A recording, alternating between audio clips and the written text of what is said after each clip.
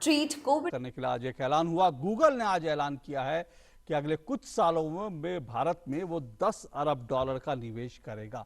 जी हाँ, 10 अरब डॉलर का निवेश करेगा, ऐसा गूगल ने आज ऐलान किया। और अपने आप में ये अहम घटना है, अहम ऐलान है, क्योंकि गूगल का जो ऐलान है, जो इन्वेस्टमेंट का, जो निवेश करने का ऐलान है, दरअसल इससे भारत में जो डिजिटल इंडिया की जो बात है, डिजिटल इंडिया का जो सपना है, पुश मिलेगा। कैसे, इसी को हम समझने की कोशिश करेंगे। वैसे आपको बता दूं कि कुल मिलाकर आज जिस निवेश का ऐलान हुआ है, सुंदर पिचाई जो कि गूगल के मुख्य कार्यकारी अधिकारी हैं, उन्होंने आज ये ऐलान किया। और उन्होंने जब ऐलान किया तो साथ साथ इसमें कई सारी बातें, इसमें अहम बात यह है कि दरअसल इसमें भारतीयों तक हर जानकारी जो है उनकी भाषा में पहुंचे, इसको एक बड़ा पुश देने की बात है। यानी कि तमिल जो व्यक्ति है उस तक तमिल में जानकारी पहुंचे, पंजाबी व्यक्ति तक पंजाबी में, और इसके अलावा अगर कोई उड़िया व्यक्ति है तो उस तक उड़िया भाषा में ये जानकारी पहुंचे, यानी स्थानीय भाषा में लोगों तक जानकारी पहुंचे। शिक्षा स्वास्थ्य के क्षेत्र में भी किस तरह से डिजिटल इंडिया को और किस तरह से नए इनोवेशन हो सकते हैं और किस तरह से आर्टिफिशियल इंटेलिजेंस को जिस तरह से काम में लिया जा सकता है, ये सारी चीजें हैं जो इसमें कही गई हैं और ये निवेश इसी के लिए होगा। इस कार्यक्रम में हम समझने की कोशिश करेंगे कि दरअसल इस ऐलान के क्या मायने हैं, गूगल का जो निवेश है उसके क्या मायने हैं। इससे पहले आज जब ये कार्यक्रम हुआ तो प्रधानमंत्री नरेंद्र मोदी ने अल्फाबेट और गूगल के सीईओ के साथ बातचीत की, और बातचीत के बाद अपने ट्वीट में प्रधानमंत्री नरेंद्र मोदी ने कहा कि हमने कई विषयों पर बात की है, विशेष रूप से भारत के किसानों, युवाओं और उद्यमियों के जीवन को बदलने के लिए प्रौद्योगिकी की शक्ति का लाभ उठाने को लेकर। बातचीत के दौरान सुंदर पिचाई और मैंने कोविड-19 के समय में उभर रही नई कार्य संस्कृति के बारे में बात की। हमने उन चुनौतियों पर चर्चा की जो वैश्विक महामारी ने खेल जैसे क्षेत्रों में ला दी है। हमने डेटा सुरक्षा और साइबर सुरक्षा के महत्व के बारे में भी बात की, चाहे शिक्षा, शिक्षण, डिजिटल इंडिया, डिजिटल भुगतान को आगे बढ़ाने और अन्य क्षेत्रों में गूगल के प्रयासों के बारे में और अधिक जानकर खुशी हुई। और गूगल के मुख्य कार्यकारी अधिकारी जो सीईओ हैं सुंदर पिचाई, उन्होंने कहा कि भारत में अगले 5-7 साल में 75,000 करोड़ रुपए यानी 10 अरब डॉलर के निवेश की उन्होंने घोषणा की। कंपनी ये निवेश गूगल फॉर इंडिया डिजिटलीकरण कोष के जरिए करेगी। भारतीय मूल के पिचाई ने गूगल फॉर इंडिया कार्यक्रम को संबोधित करते हुए कहा कि कंपनी की ये घोषणा भारत के भविष्य और उसकी डिजिटल अर्थव्यवस्था में कंपनी के भरोसे को दिखा रहा है। गूगल फॉर इंडिया का यह 6ठा संस्करण था, हालांकि ये कोविड के कारण ऑनलाइन संस्करण हुआ। Investments will focus on 4 areas important to India's digitization. First, enabling affordable access and information to every Indian in their own language, whether it's Hindi, Tamil, Punjabi, or any other. Second, building new products and services that are deeply relevant to India's unique needs. Third, empowering businesses as they continue or embark on their digital transformation. Fourth, leveraging technology and AI for social good in areas like health, education, and agriculture. As we make these investments, we look forward to working alongside Prime Minister Modi and the Indian government, as well as Indian businesses of all sizes to realize a shared vision for a digital India. और केंद्रीय सूचना प्रौद्योगिकी मंत्री रविशंकर प्रसाद ने इस पर अपनी प्रतिक्रिया यूं जताई। With this benchmark of success, India's moment has arrived. And I'm very happy that Google is recognizing the great power of India's digital empowerment, India's digital innovation, and the need to create further opportunity. I'm quite clear there is immense scope for Google through its good application of artificial intelligence to undertake new initiative in the field of agriculture, in the field of weather prediction, in the field of healthcare in the wake of COVID challenges. Most important, digital education. These are great opportunity of a 1.3 billion plus people, which is full of innovation, creativity and entrepreneurship. तो केंद्रीय मंत्री रविशंकर प्रसाद थे और इसी मुद्दे पर आज हम बात करेंगे। हमारे साथ दो मेहमान इस खास कार्यक्रम में जुड़ रहे हैं। हमारे साथ अभिषेक सिंह जी हैं जो कि सीईओ हैं माई गॉव इंडिया के, और हमारे साथ दिनेश त्यागी जी हैं दूसरे मेहमान जो कि CSC governance services India limited के सीईओ हैं। आप दोनों का बहुत बहुत शुक्रिया और स्वागत। अभिषेक सिंह जी, मैं आपसे इस चर्चा की शुरुआत करता हूं। आज ये जो ऐलान किया गूगल ने, इसको कैसे देखा जाना चाहिए? भारत की जो डिजिटल ताकत है उसके बढ़ने का संकेत है, या भारत में जो भरोसा है डिजिटल क्षेत्र में, भारत किस तरह से कितना आगे बढ़ा है और कितनी संभावनाएं हैं, उसको दिखाता है क्या? बिल्कुल सही, बिल्कुल जैसा कि आज गूगल के सीईओ सुंदर पिचाई ने कहा कि पिछले कुछ वर्षों में भारत ने अपनी डिजिटल टेक्नोलॉजीज के क्षेत्र में अपनी पहचान बनाई है, और जिस तरह के प्रोजेक्ट्स डिजिटल इंडिया के साथ से हुए हैं, तो जिस तरह के इनोवेशंस हुए हैं, या तो UID का प्रोजेक्ट हो, या UPI का प्रोजेक्ट हो, या जेम का प्रोजेक्ट हो, या GSTN नेटवर्क हो, डिजी लॉकर हो, आरोग्य सेतु हो, तो ये सारा दिखाता है कि भारत ने ये दिखाया है कि पब्लिक सर्विसेज को इम्प्रूव करने के लिए टेक्नोलॉजी को यूज़ करके हम लोगों की जनसामान्य की सुविधाओं को और अच्छा, सरल, बढ़िया बना सकते हैं, एफिशिएंट बना सकते हैं, ट्रांसपेरेंट बना सकते हैं। इंडियन IT कंपनी दुनिया के हर क्षेत्र में अपना नाम जमा चुकी है। दुनिया की ऐसी कोई IT कंपनी नहीं है जहाँ पे भारत के लोग अच्छे इम्पोर्टेंट पोजीशंस पे ना हो। चाहे गूगल को देख लीजिए, माइक्रोसॉफ्ट को देख लीजिए, एडोबी को देख लीजिए, IBM को देख लीजिए, और हर IT कंपनी जिसमें भी हो, हमारे यहाँ से बड़े बड़े लोग जा करके उनके यहाँ जो डिफरेंट टाइप टेक्नोलॉजी सॉल्यूशंस हो उसको बना रहे हैं। और हमारे अंदर भी, इंडिया के अंदर भी जो आत्मनिर्भर भारत कैंपेन हमने चलाया है, उसके अंदर जो ऐप इनोवेशन चैलेंज है, उसमें जो हम देख रहे हैं जिस तरह के सॉल्यूशंस हमारे एंटरप्रेन्योर्स, हमारे टेक इंजीनियर्स सबमिट कर रहे हैं, उसमें बहुत ही ज़्यादा पोटेंशियल है। हमें उनको हैंड होल्ड करने की जरूरत है, उनको सपोर्ट करने की जरूरत है। और दूसरी तरफ जो रीच है टेक्नोलॉजी का, जो ब्रॉडबैंड का, कनेक्टिविटी का, जो मोबाइल नेटवर्क का, जो cost of access of broadband है, वो हमारे देश में सबसे कम है। तो कोई भी कंपनी, दुनिया की कितनी भी बड़ी टेक कंपनी हो, गूगल हो, ये हो, उनके सबसे ज़्यादा, यूट्यूब हो, उनके सबसे ज़्यादा यूज़र बेस इंडिया में है। तो उनके रेवेन्यूज इंडिया से प्रोड्यूस होते हैं, उनके जो प्रोडक्ट्स होते हैं उसको बनाने में इंडियन इंजीनियर्स का काम होता है, उनको कंजम्पशन इंडिया के यूजर्स ज़्यादा करते हैं।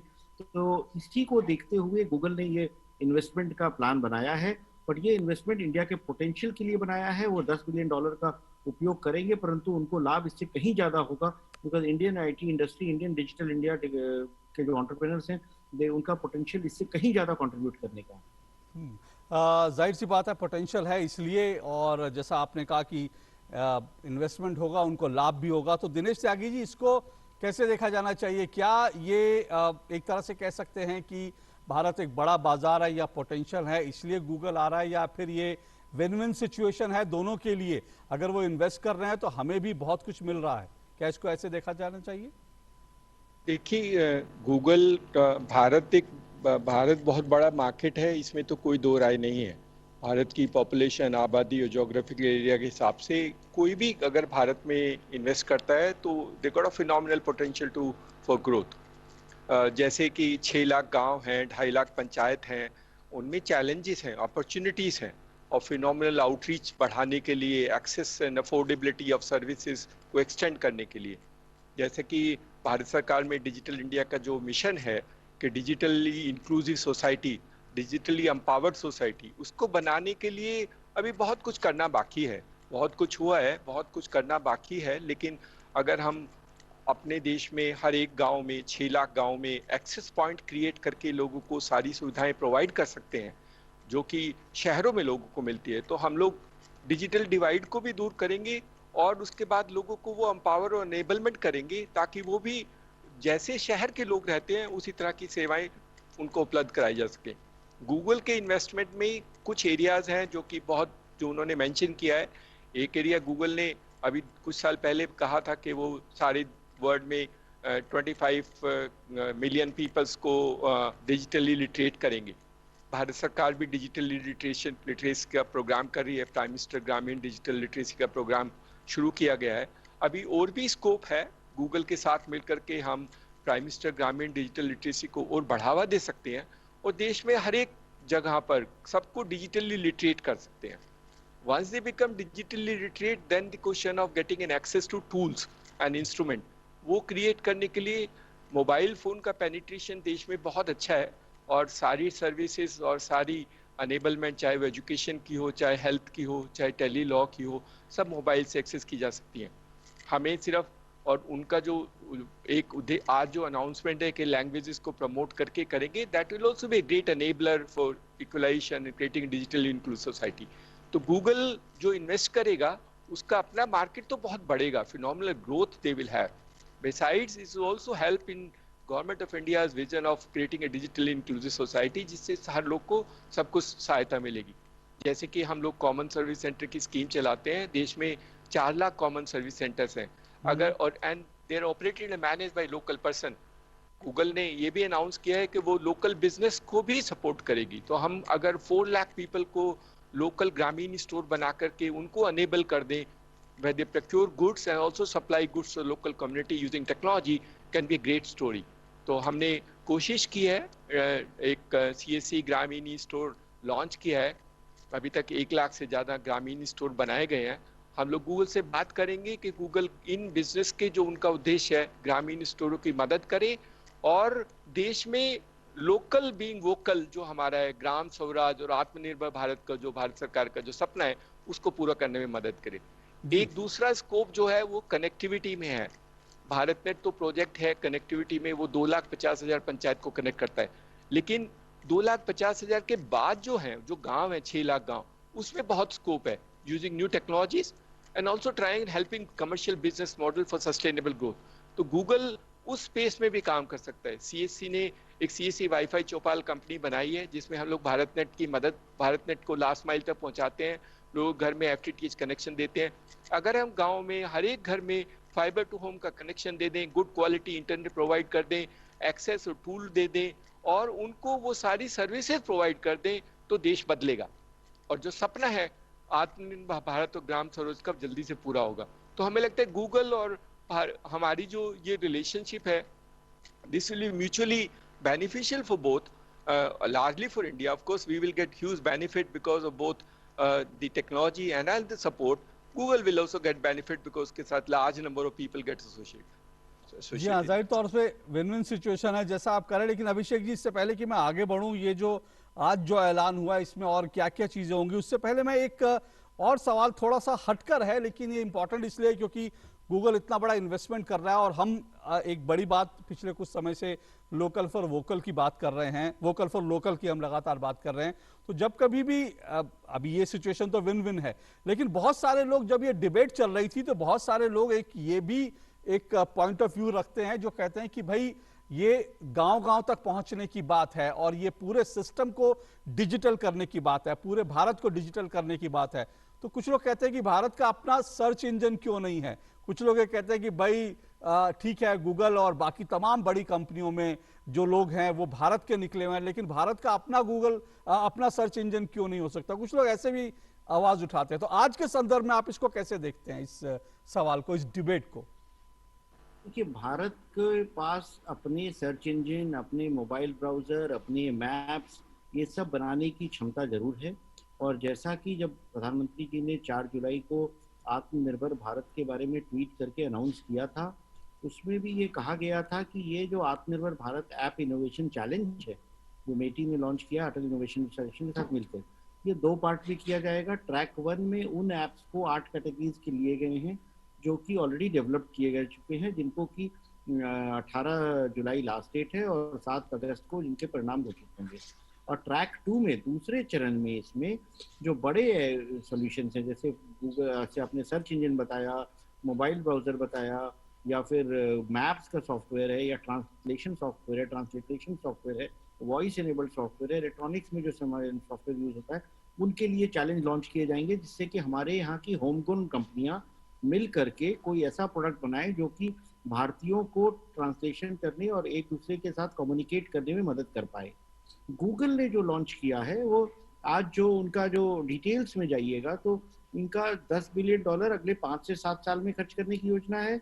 इन्होंने प्रथम चरण में एजुकेशन के कुछ प्रोजेक्ट्स लिए हैं CBSE के साथ, जिसमें जो ऑनलाइन एजुकेशन हो रहा है उसमें गूगल के जो गूगल मीट है, गूगल क्लासरूम है, वो सब CBSE के स्कूल्स को उपलब्ध कराएंगे ये। उसके बाद स्मॉल बिजनेसेस के लिए कुछ सॉल्यूशंस प्रोवाइड करेंगे। लैंग्वेज ट्रांसलेशन के कुछ प्रोडक्ट्स अवेलेबल कराएंगे, और जो लोग अडॉप्ट कर रहे हैं टेक्नोलॉजी नए चरण में, उनकी मदद करेंगे। तो अभी जब ये एक्चुअल प्रोजेक्ट्स इंप्लीमेंट होगा तो डेफिनेट तौर पे इस पे फायदा होगा, हमारे उद्यमी को फायदा होगा, टेक्नोलॉजी अडॉप्शन में फायदा होगा। बट अगर लंबे चरण तक हमको चलना है और इंडिया को टेक स्पेस में अपनी पहचान बनानी है, तो हमारी अपनी इंडियन कंपनीज को कुछ ऐसे प्रोडक्ट्स बनाने पड़ेंगे जिसके लिए वो पूरे जिसका न सिर्फ पोटेंशियल बल्कि पूरी क्षमता है, पूरी कैपेबिलिटी है, उसके हिसाब से बनाएंगे, और तब गूगल जैसी कंपनियों को भी मुकाबला दे पाएंगे। और हमारे ये जो टेक्नोलॉजी का इवोल्यूशन होता है, इसमें हर 5 से 10 साल में आपके पास नई प्रोडक्ट कंपनीज आती हैं, नई आईटी कंपनीज आती हैं। तो इंडिया का टाइम, जिस तरह का हमारे यहाँ उत्साह है, जिस तरह का मैन पावर है हमारे यहाँ, और जिस तरह का सपोर्ट हमको गवर्नमेंट से मिल रहा है, उसके अंतर्गत हमारी जो $1 ट्रिलियन डिजिटल इकोनॉमी की योजना है कि 2022 तक भारत की डिजिटल इकोनॉमी की साइज $1 ट्रिलियन होगी, तो उसमें ये जरूर हेल्प करेगा। परंतु $10 बिलियन इज ए स्मॉल, मतलब एक कंट्रीब्यूशन है, परंतु हमको अगर अपने गोल तक पहुंचना है, हमको ये सुनिश्चित करना है कि भारत में यूज होने वाला हर मोबाइल इंडिया में बने, उसके अंदर सॉफ्टवेयर इंडिया का हो, और न सिर्फ इंडिया में बल्कि पूरी दुनिया में जो टेक्नोलॉजी यूज हो रही है उसमें हम कंट्रीब्यूट कर पाएं। तो हमें कुछ गूगल और फेसबुक और ट्विटर इस टाइप की जो बड़ी कंपनियां, उसका हमको अपनी देश में इंक्यूबेट करना पड़ेगा। आइडियाज बहुत हैं, और सपोर्ट मिल करके और गूगल जैसी कंपनियों से प्रोत्साहित होकर के हमारे यहाँ के कुछ एंटरप्रेन्योर्स, कोई कारण नहीं है कि आगे वाले अगले दशक के गूगल न बन पाए। तो वो हमारे पास अभी गोल है, हमारे पास ऑब्जेक्टिव है, और उसको हमको इस धारणा से देखना चाहिए कि हम प्रेरित कर पाएं अपने नौजवानों को, अपने एंटरप्रेन्योर्स को, अपने टेक इंजीनियर्स को, कि वो ऐसा कुछ बनाए जो पूरी दुनिया की को डिफिनेशन को बदल पाए।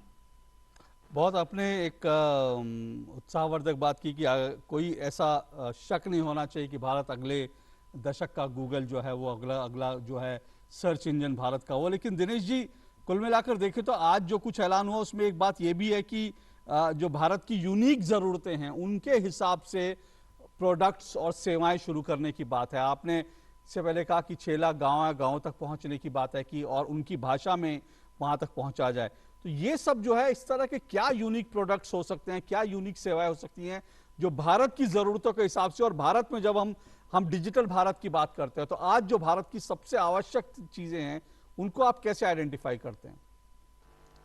देखिए, 3 चीजें बहुत जरूरी हैं, एजुकेशन, हेल्थ और एग्रीकल्चर। हम तो ऑफ कोर्स जो कहते हैं डीबीटी हम बोलते हैं, डिजिटल डॉक्टर, डिजिटल बैंकर और डिजिटल टीचर। अगर हम इन तीनों को गांव में उपलब्ध करा दें, क्योंकि शायद फिजिकली डॉक्टर ना जा पाए, फिजिकली अच्छा सा टीचर बच्चों को ना मिल पाए, और फिजिकली बैंकर भी ना जा पाए, लेकिन हम डिजिटली ये सब कर सकते हैं। So if you can create an environment of digital doctor, digital banker and digital teacher, the village will look different. वो गांव के लोग दूसरे तरह के लगेगा, उनको कहीं जाने की जरूरत नहीं होगी, उनको अपने घर के पास सारी सुविधाएं मिल पाएंगी। जो गूगल का जो अनाउंसमेंट है, उन्होंने कहा है एग्रीकल्चर, हेल्थ में हम डिजिटल डॉक्टर, बैंकर में शायद हमें कुछ ज़्यादा सहूलियत, ज़्यादा जरूरत नहीं है, क्योंकि हमारे देश में बहुत कुछ हुआ है। The huge potential, huge work has been done. UPI, Aadhaar enabled payment system has transformed rural India in creating access to banking services, insurance or pension bhi. So as long as banking, insurance, pension is concerned, I think we almost created a network and a technology platform which can meet the requirement of every village in this country, every city in this country. तो उसके लिए हमें कोई ज़्यादा जरूरत नहीं होगी, लेकिन हेल्थ में ज़रूरत है, क्योंकि हेल्थ में टेलीमेडिसिन में हमें थोड़ी बहुत ज़रूरत पड़ेगी। बहुत प्लेटफॉर्म्स तो बन जाएंगे हमारे देश में, लेकिन कुछ आर्टिफिशियल इंटेलिजेंस से हेल्थ केयर को करने में हमें थोड़ी मदद करनी पड़ेगी। हमें लोगों को कुछ सपोर्ट सिस्टम से लेकर के Google can try and help build artificial intelligence for certain health cares. हम लोग करते हैं, जैसे हम CSC में टेलीमेडिसिन करते हैं, हम करीब 1 लाख टेलीमेडिसिन हर महीने करते हैं, और आयुर्वेदी, होम्योपैथी और एलोपैथी और सिद्धा चारों में करते हैं। तो गांव में बैठा बच्चा किसी भी डॉक्टर से, या बच्चा या बच्ची या पुरुष या महिला, किसी भी डॉक्टर से बात करके दवाई ले सकता है। Then they can purchase the medicine, and of course we can build some diagnostic. वो मिसिंग है हमारे पास, जो डायग्नोस्टिक है उनकी कॉस्ट अभी भी काफ़ी महंगी पड़ती है। If you can build some good diagnostic, जिससे डेंगू, मलेरिया, चिकनगुनिया और ये एक ब्लड के ड्रॉप से आइडेंटिफाई हो जाएं, can be great. So if you can create diagnostic, you can create teleconsultation and dispense of the medicine, we create digital doctor. हर गांव में हो सकता है, हर गांव में गूगल को हम मदद कर सकते हैं in order, because we have the reach and we have the access points, we can try and work together with Google and do it. Similarly for agriculture है, एग्रीकल्चर में किसानों को एक्सटेंशन वर्क के लिए अभी भी थोड़ा मुश्किल होता है. हमारे देश में आज़ादी के बाद सिर्फ 800-900 के करीब कृषि विकास केंद्र हैं, बहुत ज़्यादा नहीं है. 6 लाख गांव की मदद नहीं हो सकती है. Can we do some technology ताकि गांव में लोगों को टेक्नोलॉजी के माध्यम से कर सके? तो वो भी जैसे डिजिटल डॉक्टर बात करता है, ऐसे आप साइंटिस्ट से बात करा सकते हैं, क्रॉप के डिजीज को आइडेंटिफाई कर सकते हैं और उसको दवाई पहुंचा सकते हैं. तो वो एक्सटेंशन का प्रोग्राम. इसी तरह एनिमल्स का है, टेलीमेडिसिन फॉर एनिमल हमने किया है थोड़े लिमिटेड वे में, हरियाणा एग्रीकल्चर यूनिवर्सिटी के साथ एसोसिएट करके we try and build some system ताकि उनके साइंटिस्ट मदद कर सकें. तो ये जो 3 प्लेटफॉर्म है, agriculture, health and education, similarly a good quality education by using technology. Teacher नहीं, educator, a facilitator. Can we create an educator, a facilitator in every village in this country? That will be great. That will be the fantastic which can happen. जो बच्चों की मदद करेगा technology से सीखने में, सिखाने की जरूरत नहीं है, but enable the teacher, boys and girls to learn. हम लोग कुछ CSC के माध्यम से कुछ एक्सपेरिमेंट कर रहे हैं. We are setting up CSC बाल विद्यालय जिसमें टेक्नोलॉजी यूज होगी और जो आदमी मदद करेगा बच्चों की वो सिर्फ फैसिलिटेटर होगा. He will not be a teacher and that can be transformative. So ये तीनों चीजें एजुकेशन में, हेल्थ में और एग्रीकल्चर में गूगल की मदद से we will have learning from other parts of the world and then try and incorporate and assimilate into our culture and our values and then try and take it forward. But ये बहुत significant है. At some point of time this will transform rural India. और जो भारत सरकार का सपना है कि हर गांव में वो सब मिले जो शहर में मिलता है, that can be fulfilled through this support system.